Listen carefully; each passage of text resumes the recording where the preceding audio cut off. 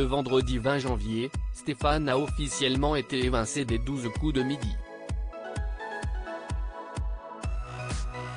Mais en réalité, l'ancien maître de midi a quitté le jeu de TF1 le 22 décembre dernier en raison des émissions enregistrées très en avance. Un mois après, il est toujours rongé par la déception. Stéphane et les 12 coups de midi, c'est fini. Le 20 janvier dernier, le champion de l'émission de TF1 a été éliminé, 5 mois jour pour jour après son arrivée dans la compétition. Un choc pour l'ouvrier dans une fonderie qui rêvait d'aller le plus loin possible dans le jeu et se retrouver au sommet du classement des plus grands maîtres de midi de l'histoire.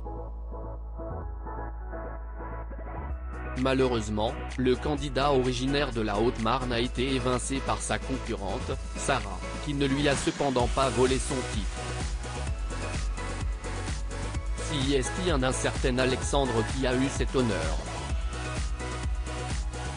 Le champion peut tout de même se réjouir d'avoir à son actif 153 participations et une cagnotte de 568 343 €. Mais la déception est immense et Stéphane a fondu en larmes en faisant ses adieux au plateau et surtout à Jean-Luc Reichmann.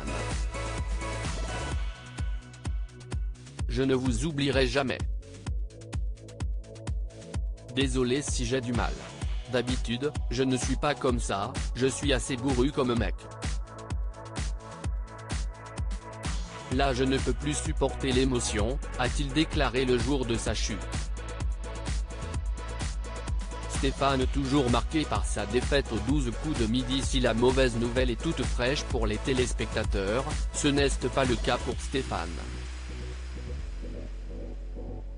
Les numéros des 12 coups de midi étant enregistrés des semaines à l'avance, le maître de midi a en réalité été éliminé le 22 décembre dernier.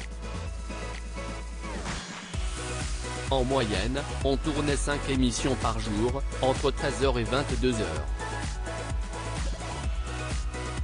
J'arrivais au studio vers 10h30. C'est un marathon psychologique, long et éprouvant, il faut toujours être à l'affût, toujours être en alerte, réactif, a expliqué Stéphane dans les colonnes du journal de la Haute-Marne. Un mois après sa défaite, s'il a séché ses larmes, l'ancien candidat de TF1 ne remet toujours pas.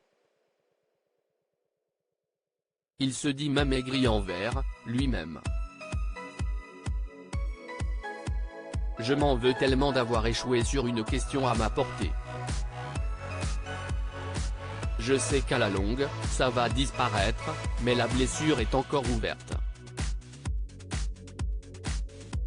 La cicatrice est toujours très fraîche, la blessure encore vive, a-t-il déploré. Un sentiment qui n'est pas près de quitter Stéphane qui compte bien continuer à regarder le programme lorsqu'il rentre du travail. Je ne change pas mes habitudes, a-t-il assuré. Difficile de faire le deuil.